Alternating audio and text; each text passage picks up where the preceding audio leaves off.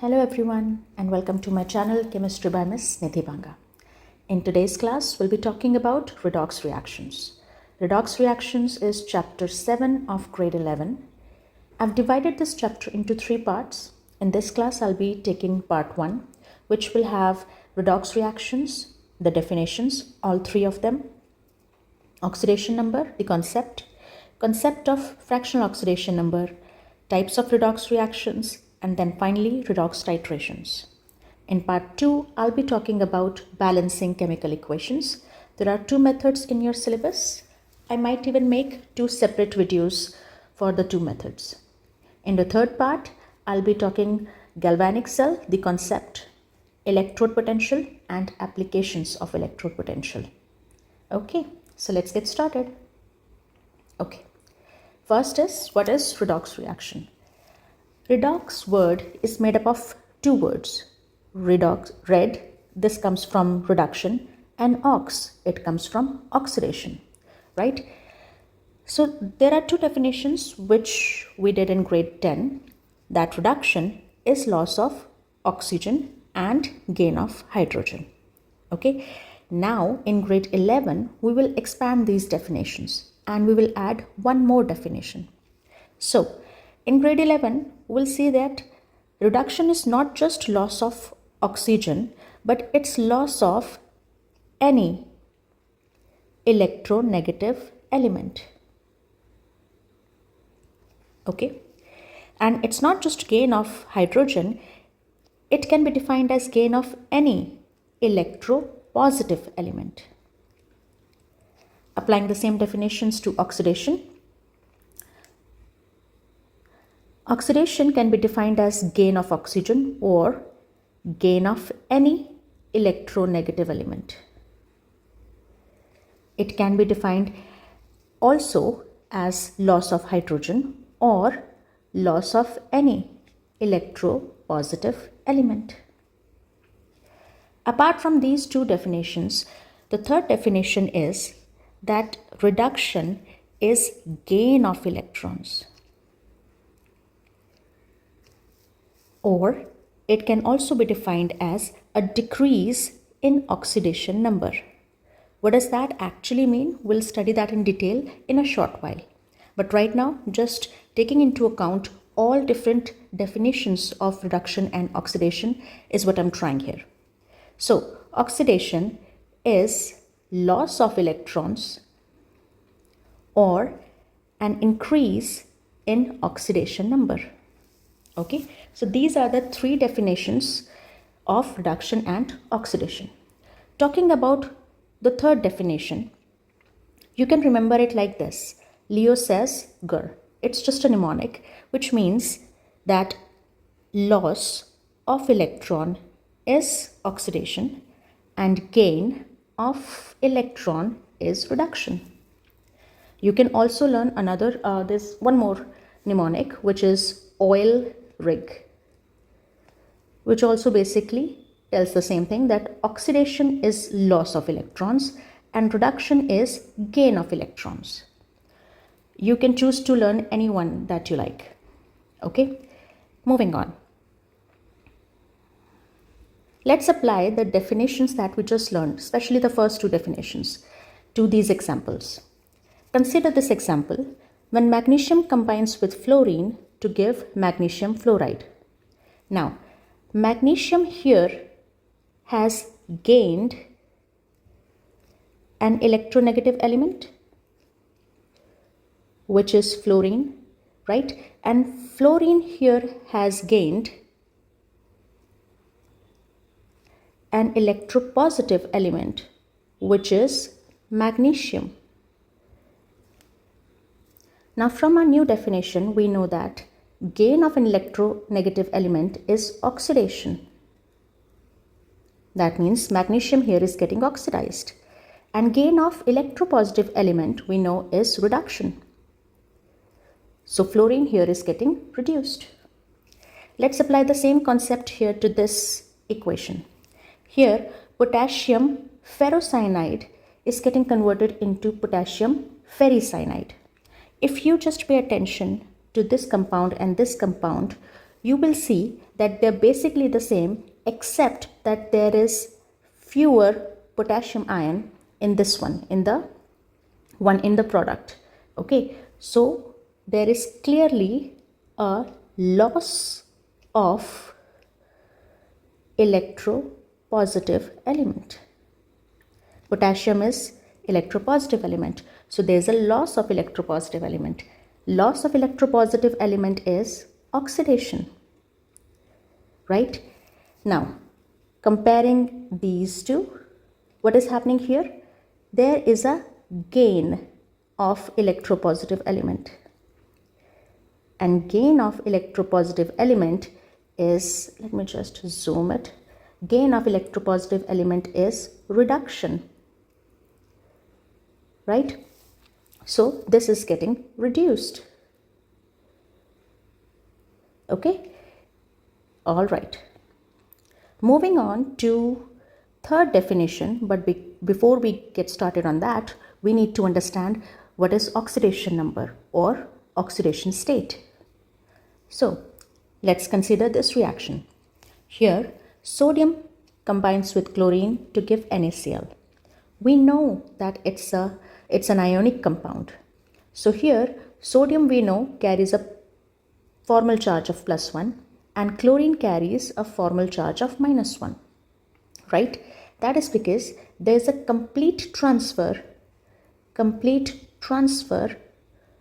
of electron from sodium to chlorine. This we know. But what about this equation? In this equation, we have hydrogen combining with oxygen to give water. Water, we know, is a covalent compound. But we also know that oxygen here is more electronegative. So it's going to pull hydrogen's electron. I'm showing hydrogen's electron as crosses and oxygen's electrons, only the ones which are being shared, as dots, right? So oxygen is pulling hydrogen's electrons also towards itself. Okay, now here there is no complete transfer of electron, just an electron shift. But for the sake of simplicity, for the sake of understanding the concept of oxidation number, we will assume that there is complete transfer of electron instead of electron shift. So oxygen here, since it has now hydrogen's electron also towards itself, 2 hydrogen electrons from 2 hydrogens, so it will gain -2 charge. And hydrogens, since each hydrogen had just 1 electron and even that has been pulled away from it, it will carry a +1 charge, right? This I should write here. Okay, so oxidation number here for oxygen would be -2 and that for hydrogen would be +1. And that is how we assign oxidation numbers to covalent compounds. In case of ionic compounds, there is no problem. They already have formal charges and those formal charges are their oxidation states. But in case of covalent compound, we need to assume that there is a complete transfer of electron instead of electron shift. Moving on. Now, there are some rules to help you figure out the oxidation states of some elements in some compounds. And the rules are as follows. If we have element in an elemental or uncombined state, the oxidation number of that element would always be 0. For example, you have sodium, magnesium, copper, iron in uncombined state. You may also have elements which have combined with themselves, right? But they also have oxidation number 0 because they have combined with themselves. Okay, so they exist as diatomic or triatomic molecules, but the oxidation number would still remain 0. So hydrogen, chlorine, oxygen, nitrogen, ozone, sulfur, phosphorus. Here, these are some examples of elements in uncombined state having the oxidation number 0. Okay. Then in a compound, if we have a group 1 element, group 1 elements are sodium, potassium, lithium, cesium, francium. Hydrogen is also a group 1 element, although it's not an alkali metal. Hydrogen we will consider in the next rule. Here, all group 1 elements will always have +1 oxidation state. Okay. Group 2 elements such as magnesium, beryllium, calcium, barium, strontium, etc., they will have +2 oxidation state. Aluminium will always have +3 oxidation state. Okay. Talking about hydrogen. Hydrogen, although it's a group 1 element, but it shows two kinds of oxidation states. In most of the compound, hydrogen shows +1 oxidation state. But when hydrogen is combined with any of the group 1 or group 2 members, in that case, it shows -1 oxidation state, simply because it's less electropositive than hydrogen is less electropositive than group 1 and group 2 members. So if you have compounds such as sodium hydride, calcium hydride, magnesium hydride, potassium hydride, in these cases hydrogen is called as hydride and has an oxidation number of -1. Moving on, fluorine will always have oxidation number of -1 unless it's in the elemental state. Oxygen will mostly have -2 oxidation number, except when it's part of peroxide, where two oxygens are sharing -2 charge. That means oxidation number of one oxygen would be -1. In case of superoxides, two oxygen are sharing -1 charge. That means per oxygen atom, the oxidation number would be -half. And in case of OF2, when oxygen is linked to a more electronegative fluorine atom, the oxidation number of oxygen would be +2. Because here oxygen is less electronegative than fluorine, so electrons would actually be more towards fluorine. So oxygen here would assume a positive oxidation number of +2. Talking about other halogens, chlorine, bromine, iodine, in case of halides such as sodium chloride, sodium bromide, calcium chloride, magnesium iodide, in halides like that, these halogens will assume -1 oxidation state. But if these halogens are linked with oxygen in a compound, then since oxygen is more electronegative than these, they would assume a positive oxidation number. The oxidation number would vary depending upon the compound. Now, very important rule is that algebraic sum of oxidation numbers of all the atoms in a neutral compound would be equal to 0. If instead of a neutral compound you have a polyatomic ion, then the algebraic sum of oxidation number of all the atoms in that ion would be equal to charge on the ion. For example, if you have phosphate, then the oxidation number of phosphorus plus 4 times the oxidation number of oxygen would be equal to -3. Okay. Now, if you have a monoatomic ion, then oxidation number of the atom would be equal to charge on the atom. For example, here we have copper 2+, so oxidation number of copper here would be +2.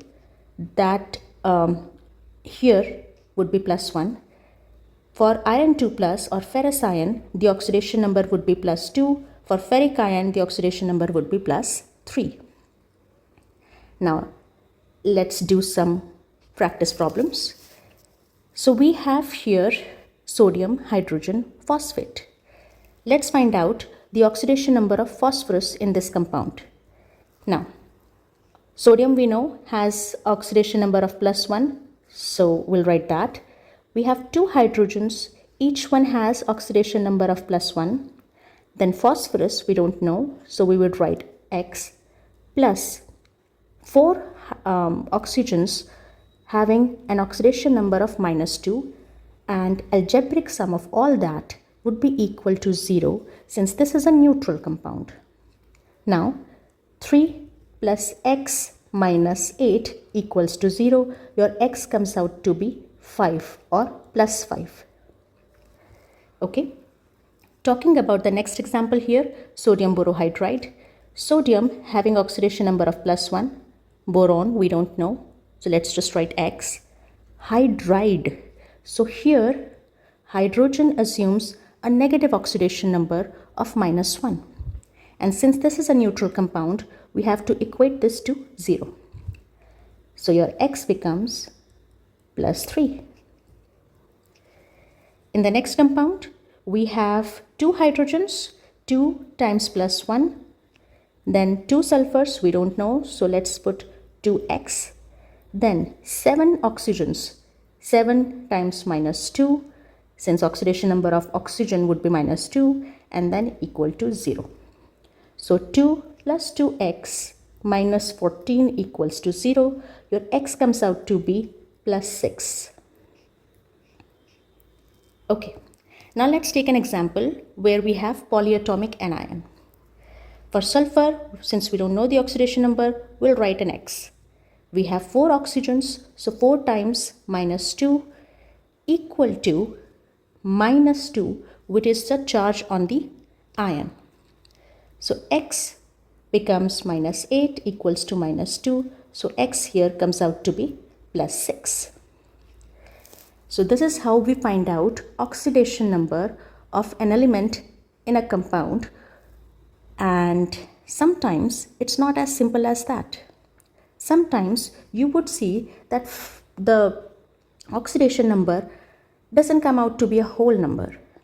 Let's see, in this example, we have 2 hydrogens, so 2 times +1. For sulfur, we don't know, so let's write 4X. Then +6 times -2 equals to 0. Let's solve this. We have 2 plus 4X minus 12 equals to 0. 4X equals to 10. X equals to 10 by 4 or 5 by 2 or 2.5. So our oxidation number here comes out to be 2.5, but that's a fraction. That's not a whole number. So what does that mean? Does it mean that electron is shifted in fractions, like 2.5 electrons shifted away from sulfur? That's not the case. The case is, and case we will understand better if we understand the structure of this compound. In this compound, we have 4 sulfurs connected with single bonds. Then we have the first and the fourth sulfur bonded with OH, and first and the fourth sulfur also having 2 double bonds, 2 double bonds with oxygen.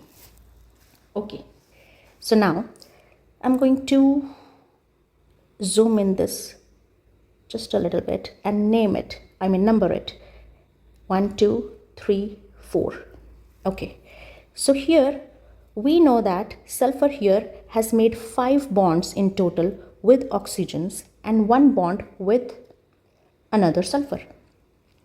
I'm going to show the electrons of sulfur with black dots. So since out of sulfur and oxygen is more electronegative, sulfur's electrons are going to be shifted towards oxygen. Oxygen's electrons I'm showing with purple dots. Oxygen had its own electrons, but then since it's more electronegative than oxygen, it's also pulling, since it's more electronegative than sulfur, it's also pulling sulfur's electrons towards itself. So now see, sulfur here had 6 electrons, out of which 5 of them have been pulled away from it. What about the sixth one? The sixth one is being shared with another sulfur. And since there is no electronegativity difference between the two sulfurs, these electrons will stay right in the middle. So out of the 6 electrons that sulfur had, only 5 of them are being pulled away from it. The sixth one remains in the middle. So sulfur here assumes a +5 oxidation number. Same is the case with fourth sulfur. Same situation. 5 of its electrons are being pulled away from it towards oxygen because oxygen is more electronegative than sulfur. And the 6th electron is being shared with other sulfur. There is no electronegativity difference, so that one remains close to sulfur. So this one also assumes a +5 oxidation number. What about these two sulfurs? These two sulfurs are sharing 2 electrons, but both sides they are connected with sulfurs. So no change, no difference in electronegativity. Therefore, electrons remain in the middle. That means these two sulfurs will have no oxidation number or oxidation number of 0. Oxidation number of sulfur number 2 and sulfur number 3 would be 0. Let's now find out the average oxidation number of these 4 sulfurs. So it comes out to be +5, +0, +0, +5 divided by 4. 10 divided by 4 or 2.5. That is what we got from here, from calculation, right? So this is what it means really. This fractional oxidation number is basically average oxidation number of all the atoms in a compound, all atoms of the same element in a compound. Okay. Now, there are cases like this. We have iron oxide here. Now, let's find out the oxidation number of iron here. There are 3 iron and we don't know its oxidation number. So 3x plus 4 oxygens, each one having oxidation number of -2. Since it's a neutral compound, let's equate it to 0. 3x equals to 8. X comes out to be 8 by 3. So what's the deal here? The deal here is that this compound is actually a mix of 2 compounds. And these 2 compounds I hope you're familiar with. This is ferrous oxide, where the oxidation number of iron is +2. And this is ferric oxide, where the oxidation number of iron is +3. So let's find out the average of oxidation number of all iron atoms. +2, then +3, and then again +3, because there are 2 iron atoms having the oxidation number of +3. Since total number of iron atoms is 3, we'll divide the whole thing by 3. That gives us 8 by 3, exactly what we got by calculation. Okay, moving on. Now that we understand redox reactions, now that we understand the concept of oxidation number, let us see redox reaction in terms of oxidation numbers. Okay, consider this reaction. So we have here cuprous oxide combining with cuprous sulfide to give you copper in the elemental state and sulfur dioxide. Let us find out the oxidation number of copper in these compounds. Here oxidation number of copper is +1. Here also it's +1, and here it's 0. Oxidation number of oxygen here is -2. Sulfur again -2, and sulfur here would be +4, and oxygen would again be -2. Okay, so let us see. Comparing this with this, we see that there's a decrease in oxidation number of copper. Decrease in oxidation number meaning that it's getting reduced, right? Talking about here and here, talking about sulfur in this compound and sulfur in this compound. Sulfur here was having oxidation state of -2 and sulfur here has oxidation state of +4. So there is an increase in oxidation number of sulfur, right? Increase in oxidation number means there is oxidation taking place, right? So now we can judge a reaction whether something is being reduced or oxidized with oxidation numbers. Now let's see what oxidizing agent and reducing agent mean. Oxidizing agent is anything that gets reduced itself. In a redox reaction, the species that gets reduced or the species that gains electrons is the one which is oxidizing agent. Let's consider this reaction. So here we have permanganate ion. The oxidation number of manganese here is +7.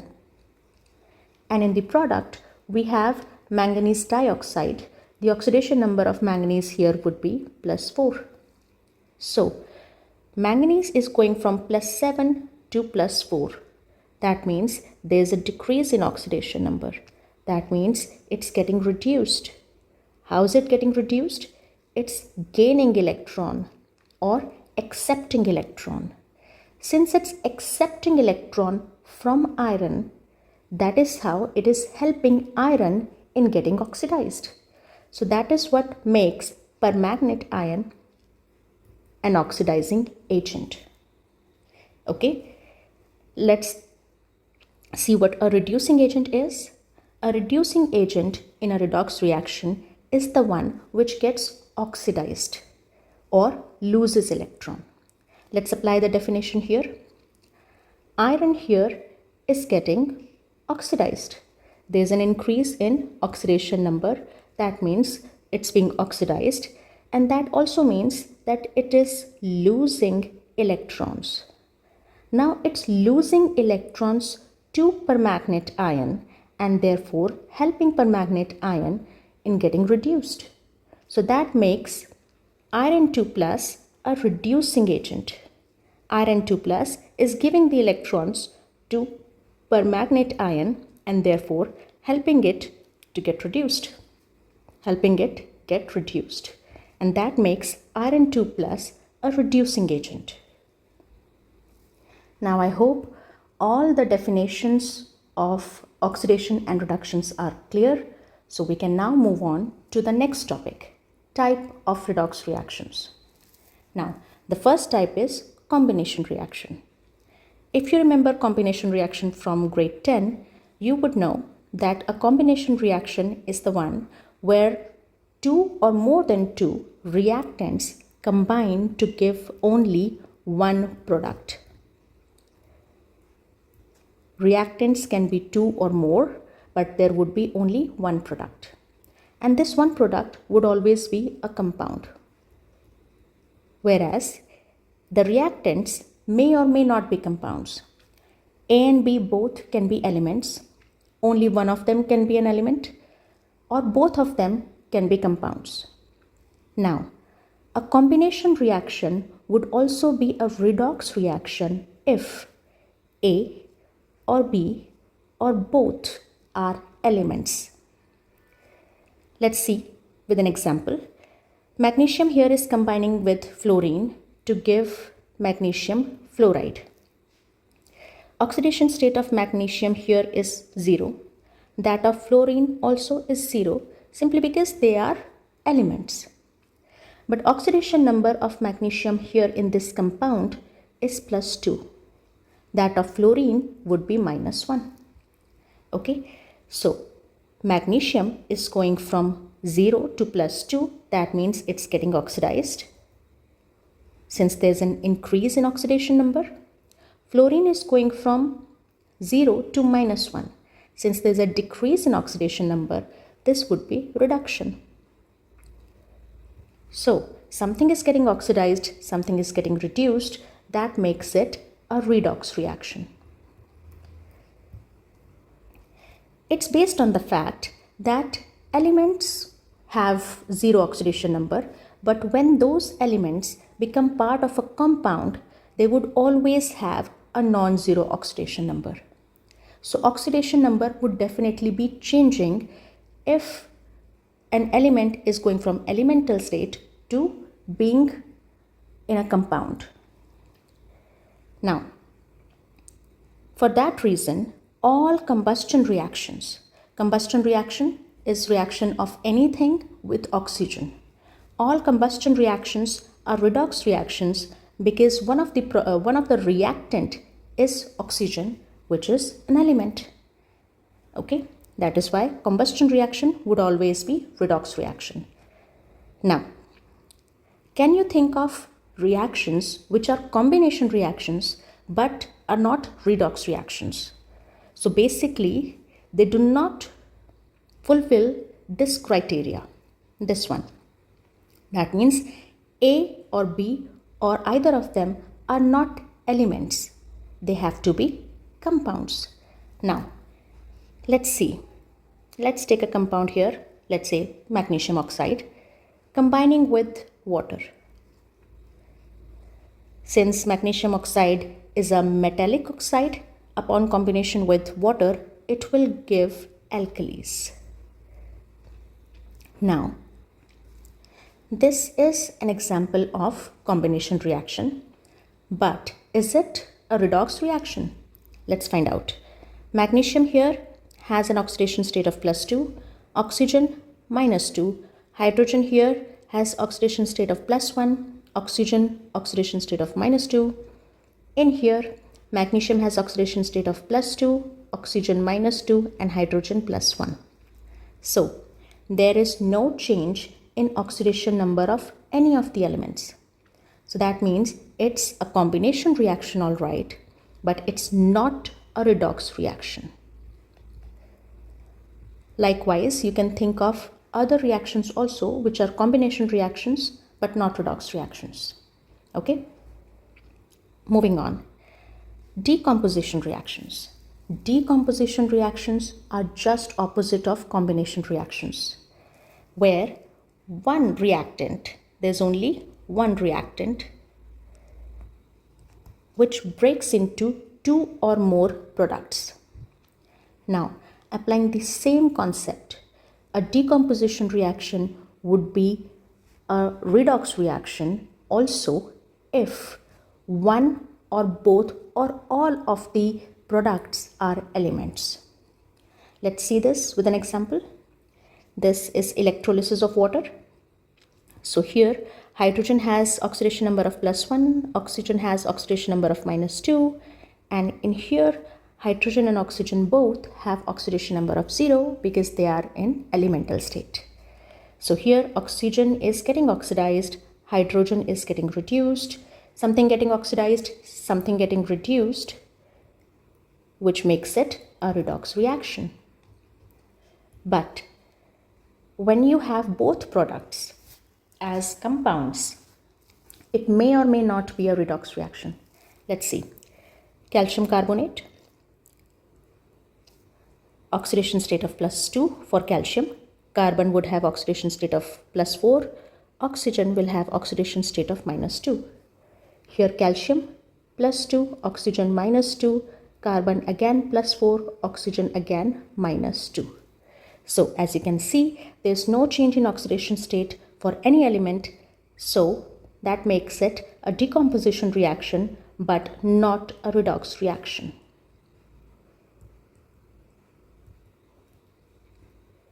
Okay, let's see if you can identify this as a redox reaction. Lead nitrate breaking into lead oxide, nitrogen dioxide, and oxygen. In the first glance, you would think that it's not a redox reaction because oxidation state of lead is not changing. Oxidation state of oxygen is also not changing in these compounds. But what about this? There is one oxygen in elemental state. So oxidation number of this oxygen would be 0. And let's see nitrogen. Nitrogen in nitrate carries an oxidation number of +5, but here in nitrogen dioxide, its oxidation number is +4. So nitrogen is going from +5 to +4. That means a decrease in oxidation number. That means it's getting reduced. Whereas oxygen here is going from -2 to 0. That means an increase in oxidation number, making it oxidation. Okay, so that makes this a redox reaction. Something getting oxidized, something getting reduced, makes this reaction a redox reaction. Talking about the next type of reaction, metal displacement. Now, metal displacement reaction would always be a redox reaction, because the very concept behind metal displacement is that one metal which is more reactive would go from being an element to being part of a compound. That means its oxidation number would change from 0 to a positive oxidation number. And the less reactive metal would go from being part of a compound, therefore having an oxidation number, a non-zero oxidation number, to being a metal, a solid metal, or just an element. So here the oxidation number would change back to 0.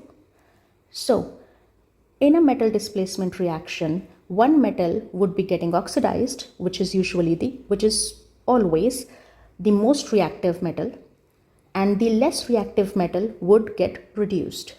Okay, so this is being oxidized and copper here is being reduced. Okay, talking about non-metal displacement. Just like we have a reactivity series for metals, we have one for non-metals as well. And this is an example of that. Fluorine is more reactive than chlorine, which is more reactive than bromine, which is more reactive than iodine. So fluorine can displace all three of these from their compounds. Chlorine can displace only bromine and iodine, and bromine can displace only iodine. Fluorine, in fact, is so reactive that it can even displace oxygen from water. For that reason, whenever we have to displace any of these halogens from their compounds by fluorine, we cannot have this reaction in aqueous medium, because in aqueous medium what will be happening is that there would be water, and fluorine would displace oxygen from water as well. Apart from displacing chlorine in HCl, it would also be displacing water. So you would get oxygen and chlorine and HF as the products. Okay. Now, for this reason, displacement of chlorine, bromine and iodine by F2 is never carried out in aqueous medium. Now, one application of this is organic layer test. Organic layer test is carried out for detection of bromide and iodide ions. This test is very important from written examination and also from practical examination point of view. So, for you to understand organic layer test, you must also know that bromine is a brown colored liquid and iodine is a violet color solid. So these are both colored. Okay. So let's say you have a salt in which you want to find out whether there is bromide or not. So you will take that salt, you will dissolve that in water, and you will make OS. OS, original solution, also called as water extract, which is basically just the aqueous solution of a given salt. So let's say this OS has bromide ions. So bromide ions would be floating around in the OS like this, right? Next, what we'll do is we will add any organic solvent. So example of some organic solvent is carbon tetrachloride, chloroform, carbon disulfide. Okay, you can use any one of them.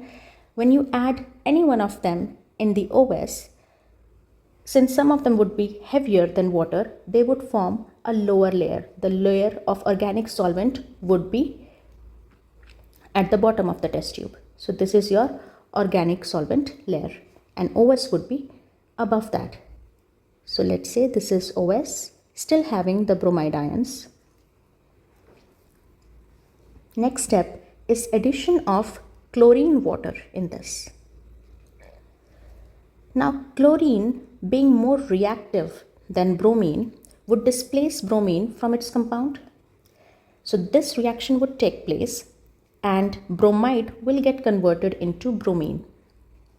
Now bromine we know is a brown colored liquid, and bromine we also know is a covalent compound. So covalent compounds are not soluble in aqueous medium or not soluble in water, but they are soluble in organic solvent. So as soon as bromide is converted into bromine, that bromine would leach out into the organic layer, and where it will impart its color, which is brown. So you'll take an OS solution in a test tube, you'll add organic solvent, then you'll add chlorine water and give it a good shake. If your organic layer turns brown, that means the OS had bromide ions. The same test is carried out for iodine. Only difference is at the end of the test, the layer, organic layer, will turn violet instead of brown. Okay, moving on. Next topic is also a very important topic. Disproportionation reaction. Disproportionation reactions are the one where an element in a particular oxidation state is simultaneously oxidized and reduced. Okay, so if A is the oxidation state of the element here in reactant, in the product it will have two different oxidation states. One would be lower than A, the other would be higher than A. So this is reduction and this would be oxidation. For an element to undergo disproportionation reaction, it must be part of a compound where, if an element is to undergo disproportionation reaction, basically it has to have a lower oxidation number and a higher oxidation number possible. Let's take an example. Here we have hydrogen peroxide breaking into water and oxygen. The oxidation state of oxygen in hydrogen peroxide is -1, that in water is -2, and in oxygen in the elemental state it's 0. So we can see that here oxygen is getting reduced because there is a decrease in oxidation number, and here oxygen is getting oxidized because there is an increase in oxidation number. Okay, the kind of questions that can be asked from this topic can be, you may be given 4 reactions and you have to choose which ones are disproportionation reaction. That is identifying a disproportionation reaction. What you have to do here is see if the element is that is supposed to be undergoing disproportionation reaction are there part of 2 products. For example, here we have copper present only once, but nitrogen is present twice. So this reaction could actually be a disproportionation reaction, but we need to confirm. Nitrogen here is in +5 oxidation state. Nitrogen here is also in a +5 oxidation state, and here it's +4 oxidation state. So it's getting reduced, but it's not getting oxidized. So this cannot be an example of disproportionation reaction. Let's see the next reaction. Here there's iodine in the reactant, and in the product iodine is present as part of two different compounds. Iodine here has oxidation state of 0. Iodine here has oxidation state of +5. Iodine here is having oxidation state of -1. So it's getting oxidized and it's getting reduced. That means this reaction is a disproportionation reaction. Talking about the next reaction, manganese here has oxidation state of +7. Manganese here has oxidation state of +6. And here it's +4. So there's a decrease in oxidation number in both cases. That means reduction in both cases. Therefore, this is not a disproportionation reaction. In D, you have manganate ion. Oxidation number of manganese here is +6. Here it's +7. And here +4. So, an increase in oxidation number, so oxidation. A decrease in oxidation number, so reduction. That means this one is a disproportionation reaction. Okay, moving on. Another kind of question that can be asked from this topic is that you'll be given some compounds and you'll have to find out which one will undergo disproportionation reaction. For this, you need to know the possible oxidation state for that said element. For example, chlorine here can have oxidation number of -1 in halides, and it can have a positive oxidation number ranging from 1 +1 to +7 when it's linked to a more electronegative element, which could be oxygen or fluorine. So its oxidation number ranges from -1 to +7. Okay, this much you should know to be able to answer this question. Now let's find out oxidation number of chlorine in this compound. It comes out to be +1. Here it comes out to be +3, +5 and +7. So this compound can undergo disproportionation reaction because there's a lower oxidation number and a lot of higher oxidation number possible. Similarly, this one, lower oxidation number and higher also possible. Here also same case, lower oxidation number, higher oxidation number possible. But here, chlorine is in +1 oxidation state, and the highest oxidation number possible for chlorine is +7. That means chlorine cannot have a higher oxidation number than +7, so it cannot get oxidized. So that means this one can only get reduced. That means this one cannot undergo disproportionation reaction, whereas these three can. Up next, we have redox as a basis of titration. Now, if you have done acid-base titrations already, you know that the purpose of doing titration is to basically find out the concentration of a secondary standard. Secondary standards are the ones in which the concentration cannot be trusted. Basically, you can make a solution of that compound, but you would not be very sure about its concentration. There can be many reasons for it. The said compound can be hygroscopic or volatile or unstable, or it may also not be found in a pure state. Because of all these reasons, a compound can be termed as a secondary standard. KMnO4 versus FAS reaction, in this, KMnO4 is the secondary standard. Because it's not found in pure state, there's always some amount of MnO2 mixed with it. We don't know how much. Plus, its concentration also changes over time. So when we have a solution of KMnO4, we are not very sure about the concentration of KMnO4.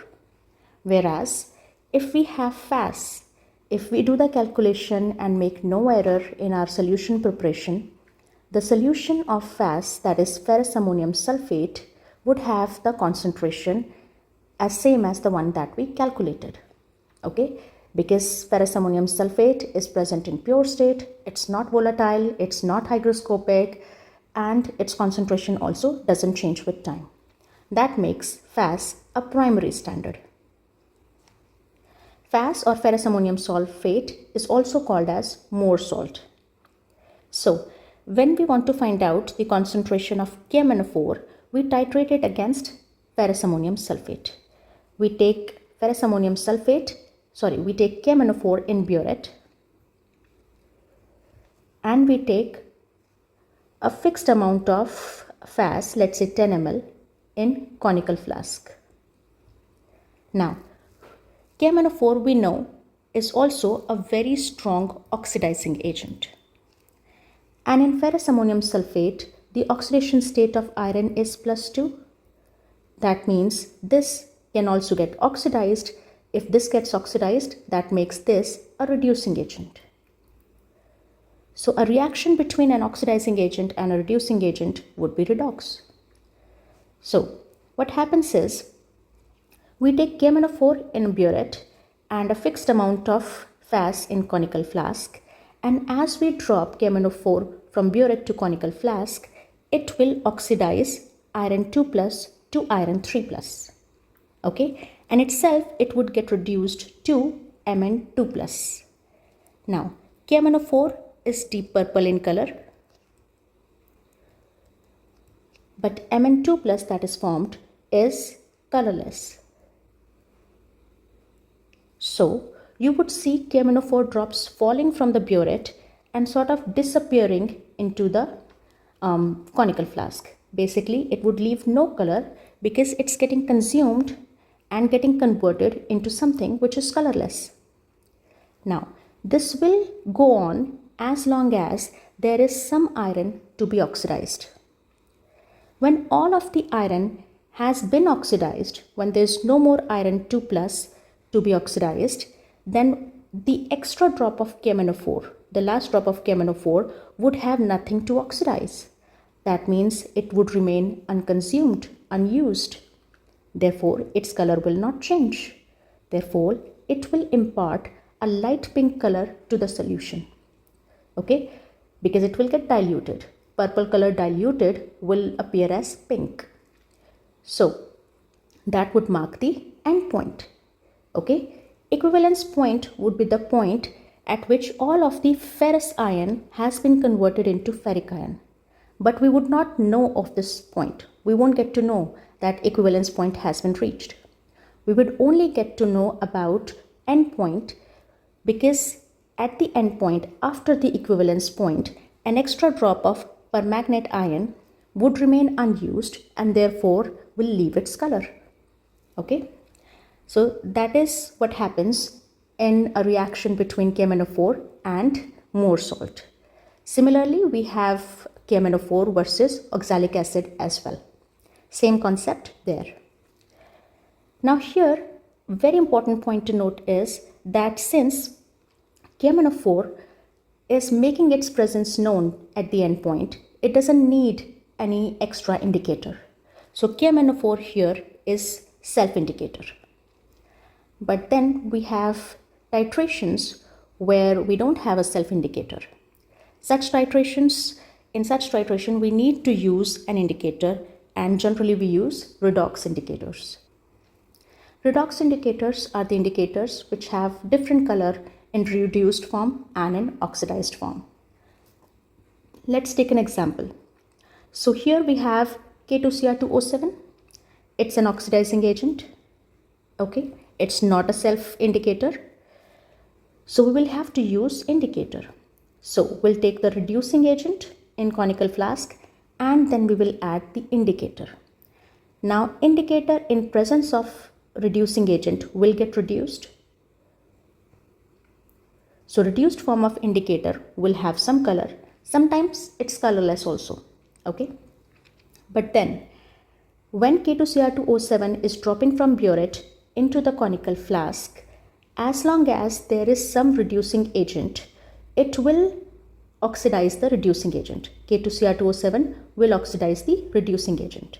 When all of it get oxidized, the extra drop of K2Cr2O7 will then oxidize indicator. So when oxidizing agent oxidizes the indicator, its color will change. Okay, what the color will be, that depends on indicator to indicator. There are many. Some go from colorless to a different color, and for others there's a change in color. Okay, now we also have redox titrations involving iodine. To understand this, you need to understand that starch combines with iodine to form a complex which is blue in color. Okay, iodine is a mild oxidizing agent. That means it gets converted into iodide.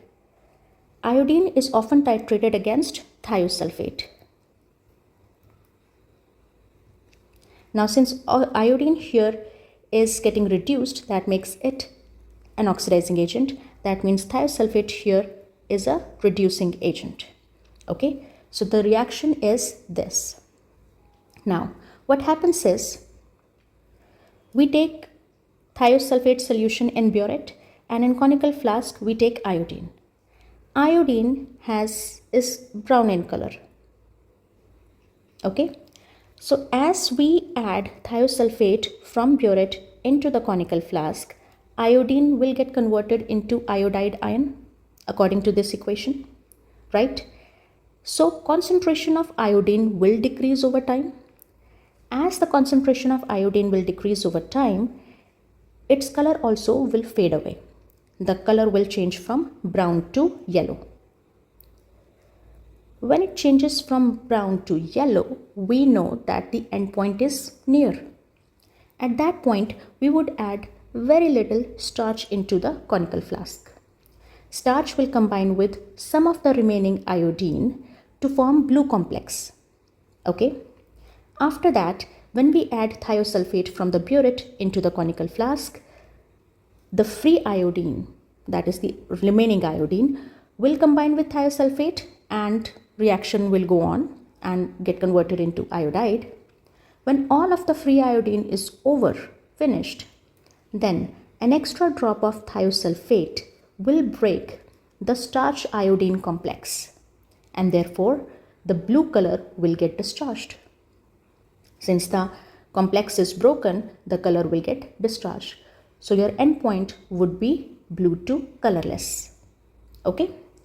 Now this reaction, a direct reaction between thiosulfate and iodine, is termed as iodimetry.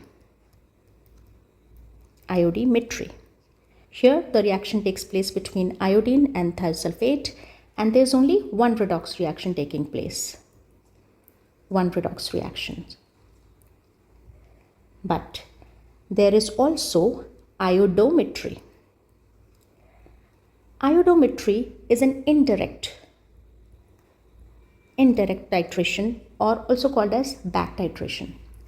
Here what happens is we have an oxidizing agent, let's say cupric ion, and we have iodide. Note this, that it's not iodine, it's iodide in the reduced form. So oxidizing agent will convert iodide into iodine. Now we will take excess of iodide, okay, only to make sure that all of the oxidizing agent is consumed. Now when we take excess of iodide, this becomes excess reagent and this becomes limiting reagent, and we know that the product formed would always be according to limiting reagent. So the amount of iodine formed does not depend upon the amount of iodide taken, but will depend upon the amount of oxidizing agent. So the amount of iodine formed corresponds to the amount of oxidizing agent. Okay. Now this we did in a conical flask. In a conical flask, we took some oxidizing agent and then we added excess of Ki, because Ki has iodide. In this reaction, some of iodine is formed and there would always be some of iodide left. Okay. Then we take this conical flask and we titrate it against thiosulfate. The same reaction which happened in iodimetry also takes place here. Thiosulfate converts the iodine formed into iodide, and same way we will add starch towards the end of the reaction, towards the end of the titration, and the end point would be from blue to colorless.